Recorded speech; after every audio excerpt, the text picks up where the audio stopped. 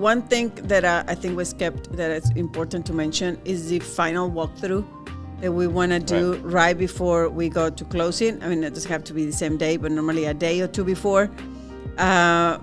You go as a buyer and walk the property, and just to make sure it's in the same condition that when you first walk it the first time, and also like if it was anything negotiated during the option period, like you can, or with the contract, like appliances, like leave the fridge or shelves in the garage or things like that. We just want to make sure everything is theirs, but that always happens before you close, no after the closing table. Right, and that one can be different depending on whether or not when you went to look at the house and when you contracted on the house, was it vacant?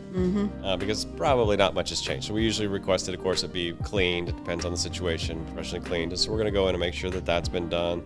But if it had been lived in, if the owners were there and they're just moving out a couple of days before closing, we want to make sure everything that should be out is out. As you said, everything that should be there is there, and that they didn't ding the wall when they were moving the furniture out or something like that. And if it is vacant, as odd as it sounds, we want to make sure that there's not somebody there living in the house, and those kinds of things. Because you actually sign a document, a title that says, as title, they're going to say, we have not gone to inspect the property. We assume that you have, so that if somebody's living, you might have squatters in there, and you just close on that.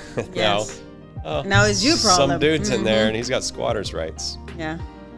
So that is it's a pretty simple, depending on the situation, but a pretty simple process, but important to just go put some eyes on it.